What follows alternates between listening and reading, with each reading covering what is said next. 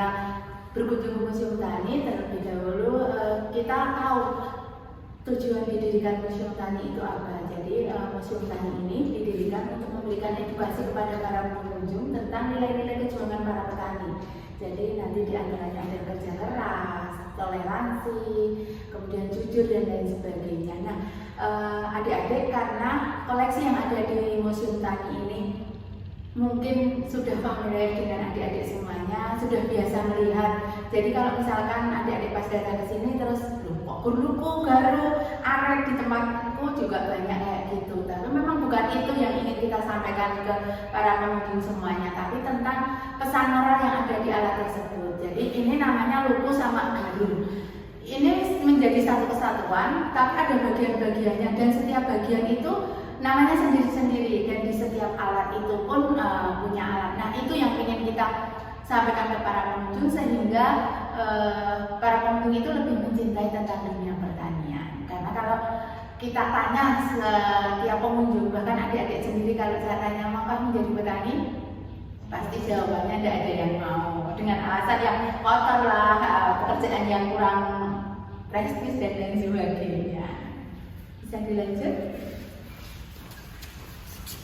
Nah nanti untuk lebih jelasnya bisa dilihat komponen-komponen apa saja yang ada di lupu dan garu tersebut. Tapi intinya lupu dan garu itu fungsinya untuk mengembalikan kesuburan tanah. Jadi kalau misalkan pengunjung datang ke sini itu kita bercerita tentang perjuangan para petani itu seperti apa, itu tidak cuma kita kasih cerita berjuangnya itu sekeras ini loh, harus berpanas-panasan dan lain sebagainya, tapi biar pengunjung itu merasakan langsung, oh ternyata untuk menghasilkan sebutir padi, beras itu prosesnya sangat lama dan sekarang menanam kita tidak tahu 3 bulan yang akan datang itu hasilnya seperti apa.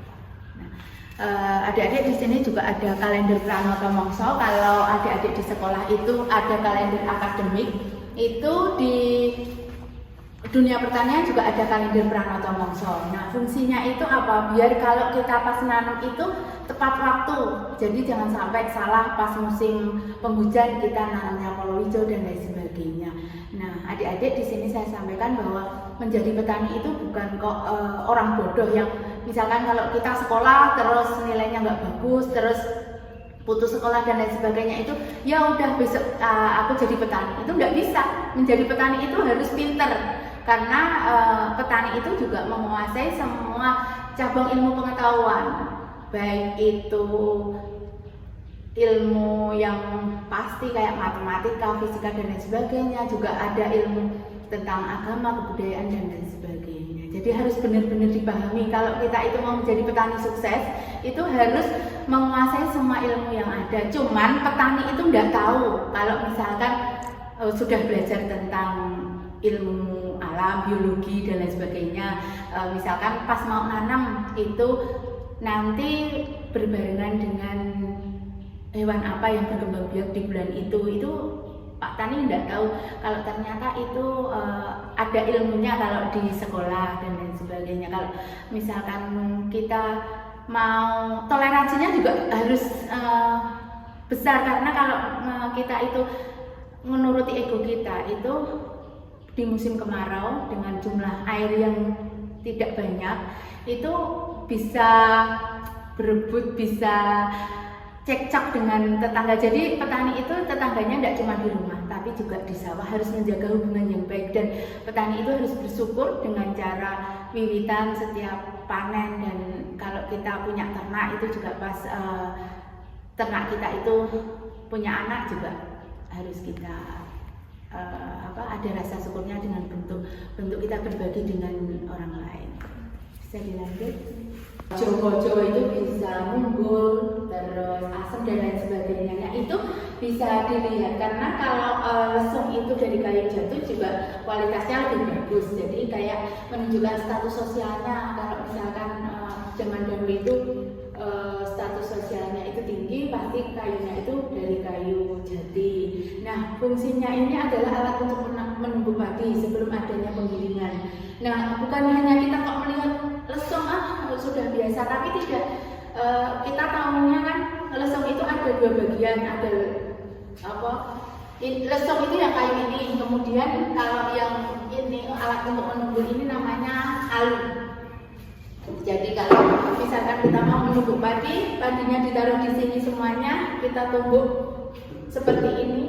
Dalam pikiran kita pasti kalau pengen cepet ini, kita tumbuk sekencang-kencangnya biar cepat menjadi beras. Ternyata bukan, kalau kita kencang itu nanti tangan kita cepat lecet, kemudian capek juga. Nah itu biar cepat menjadi berasnya itu karena padi itu gesekan padi berisi dengan padi yang bersih. Jadi padi itu kan pas kita nanam nggak semuanya berisi, ada yang gabuk juga. Nah kalau misalkan yang kita tumbuk itu yang gabuk, sekencang apapun kita tumbuk itu cuma akan menjadi sekam. Tapi kalau padi itu berisi, kita pelan-pelan aja numbuknya, itu padi itu akan bergesek dengan temennya, dengan padi-padi yang lainnya. Itu akan cepat menjadi beras. Nah itu punya pesan ke kita, kalau kita mau menjadi orang baik, silahkan mencari teman-teman yang baik sehingga memberikan afirmasi positif ke kita untuk menjadi lebih baik. Jadi adik-adik kalau misalkan nanti mau mencari pacar, itu nggak usah lihat pacarku itu sekolahnya di mana. Dia lihatlah teman-temannya. Kalau mereka circle-nya itu bagus, orang-orang hebat, berarti dia nanti akan menjadi orang hebat juga. Jadi pesan saya lewat alat ini, carilah teman-teman yang baik sehingga kita juga akan terpengaruh menjadi orang baik. Dan kalau kita baik, kita juga akan memberikan pengaruh